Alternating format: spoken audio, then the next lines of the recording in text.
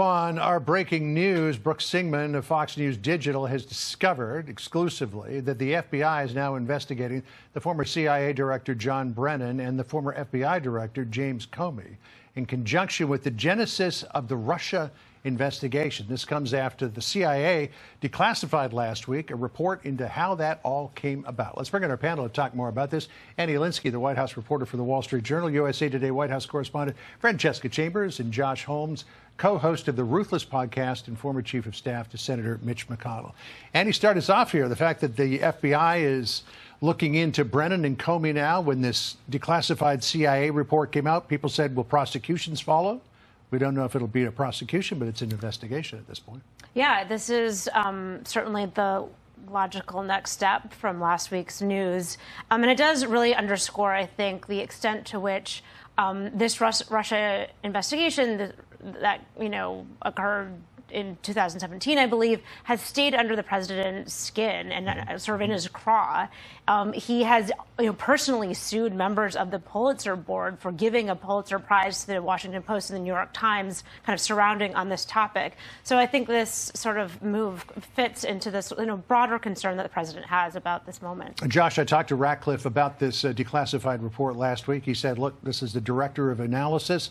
This is a person who's been at the CIA through several administrations and directors. He has full faith that this is an accurate report. Yeah, I mean, this is obviously new information, but it also corroborates what many of us who've been watching this since 2016 have known all along, which is you had nefarious actors within the intelligence community that were putting their thumb on the scale. I mean, recall just a trip down memory lane. It was Brennan himself was the one who was pushing then Speaker Ryan and then Majority Leader Mitch McConnell to try to issue a statement before the 2016 election alleging Russian interference on behalf of President Trump. Now, obviously, they refused to do that, which then became a big discussion in the Comey, all the Comey investigation and everything else.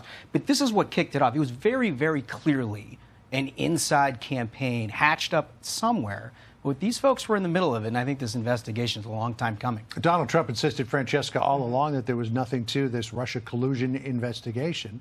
It would appear that history has proven him correct, and then you have to go back and wonder, well, how'd this all get going in the first place?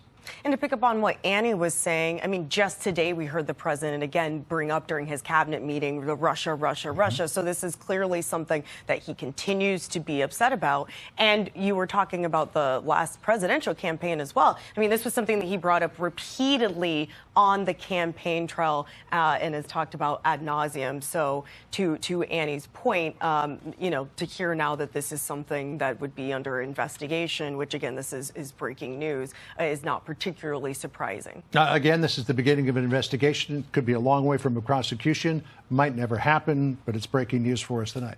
All right.